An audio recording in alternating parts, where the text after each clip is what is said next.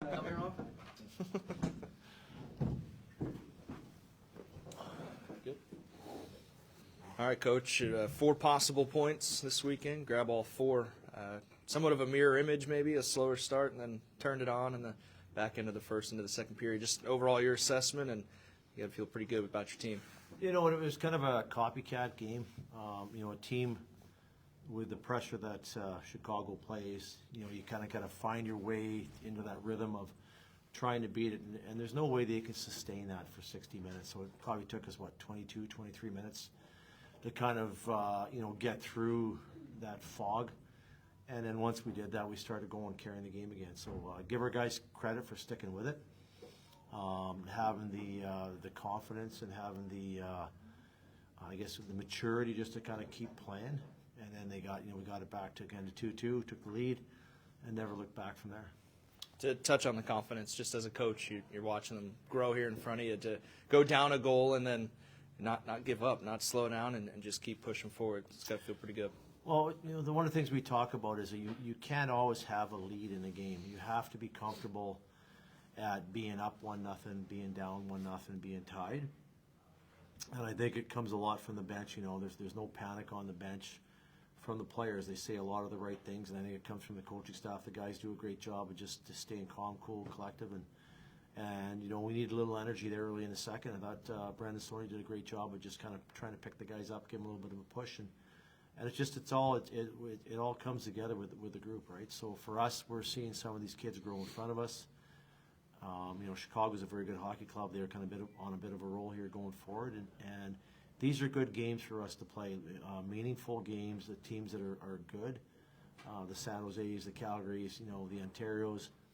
They force us to get better, and those games allow us to get through these games against Chicago. So going forward, the lessons that we learn are important for the development of not only our players but our team. Coach couldn't help but notice Max was a scratch. Can you tell whether that's injury or just a rest day? No, I can't. Okay, got it. That's fair. That being said, you guys you had some kind of harsh words for the team after a loss last week. They responded to big wins.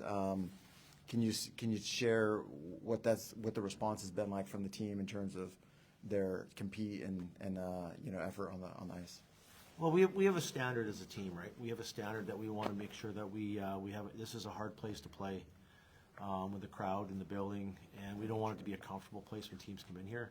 Obviously, it's pretty easy with the background and the mountains and the weather and all this. We want to make sure that we are on our toes and we use this building to our advantage. So, we've lost a couple shootout games here where we're in the game, and so moving forward, we want to make sure the second half, when teams come in here, they know it's going to be a tight game. I thought our guys have done a great job. Yeah, we lost a game last week. Whatever, stuff happens.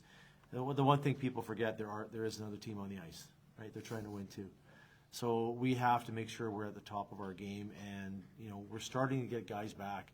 It was great to see Jacob Melanson back on the ice tonight. Great to see him in our lineup. He's a big part of our identity. He's a big part of our group, and I thought we had good energy from him coming back. He had a hit his first shift. So, you take it game by game. You lose one, you win one, you move on. Yeah, it kind of took a question out of my mouth. We waited a long time to see Jacob Melanson back. I think it was November 2 when he last dressed for the game. Last year, we came to appreciate in a short time his toughness, his grit. I mean, from your vantage, what's he going to bring back to the Firebirds now? Well, he brings an element to our group where he's got great speed, he's physical. He's got great, stick skills, and he just plays the game the right way. He plays hard, and I love that. And he'll really complement some of our players, like playing with a guy like Edward Solly, who's 19. Give him a little bit of braveness in the game, knowing that there's going to be a guy there to have his back. So I actually flipped him and Furcus in halfway through the game. I just felt he was going, and I wanted to kind of change our lines up a little bit and give us a little bit more energy in the game. And he's the type of guy that's going to move up our lineup pretty quick, and it's good to have that depth, and we have that depth now going forward, which we haven't had most of the year. Another win, another exemplary performance from Nike Coco. I mean, in your decades of coaching, or heck, even in your decades of playing, come across Call like me old. let's look up the age here. Hold on. Well, I know who's younger than you. It's Nike Coco. He's only 20. I mean, have you come across a lot of goalies at 20 years of age that are as advanced as he is? I'm not going to lie to you. I had Jake Ottinger in Texas, Oh, so I have had some goalies okay. in that area. I had Tristan Jarry from Pittsburgh, and I had Laurent Brossois. So it's good to see Coco having a great his first season. There's lots of work with him. These young goaltenders. It's going to take a while before they make that jump. It's just the way the progression of the young kids go. But he's a great kid. He's a lot of fun. He's a great teammate. He's got great energy. He's got great structure, size. So for us, it's great to see him having that season that he's having, and we want to continue to build. And goaltenders take a little bit longer on the tree than most other players, but he has been great for us, and we want to see that continued success. And Colin Zulinel has done a great job with our goaltenders, and he deserves a lot of credit over the 3 years, the kids that they've had here. And this is probably his first true development goaltender, and obviously we're very happy. The organization is very happy where he is right now. I'll ask lastly, tonight reached the midway point of the season, your first season obviously as Firebirds head coach. Thus far, to your satisfaction, has the team accomplished what you envisioned accomplishing in the first half of the season? Oh, I think everybody has goals. We want to be first place. We want to be the best team in the league. And if you look at the group of players that we have, we're very young. We've got 9, 10 rookies in the lineup every night. And if you look at where we are analytically throughout the league, I think our staff's done a great job with these group, but the job's not done. We'll get ready for game 37 moving forward. And at the end of the day, it's as long as our kids are growing and we're competing in every game, usually the things will look after themselves, which is what we're trying to do right now. All right. Appreciate it. I'm sorry. Let me just ask one more. You had Shawley back in the lineup again tonight, first time in a little while since he was gone. What's it like to have him back, and what do you kind of foresee for him in the next few games as he gets back into the lineup? Well, Eddie's just like the other players. Like, he had a great World Junior tournament. We were very excited for him.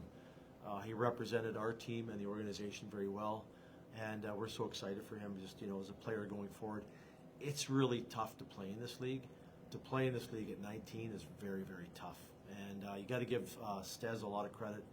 He's living with him. I think he does a great job of just kind of making him feel comfortable coming to the rink every day. And he's a young player that's progressing and going in the right direction. And if he got through the World Juniors, now he's there's no more junior hockey for him. He's not going back. There's no more World Juniors. He's a pro now, and every game that he plays going forward is going to help build his foundation and build his book of who he's going to be as a player. And we are excited to have him back. He got the chain tonight. Great to see the guys give him the chain, and we give it out after every game, and it's great to have him back in our lineup. Thanks, Coach. Good. Thanks, Coach. Not one finger tap, boys.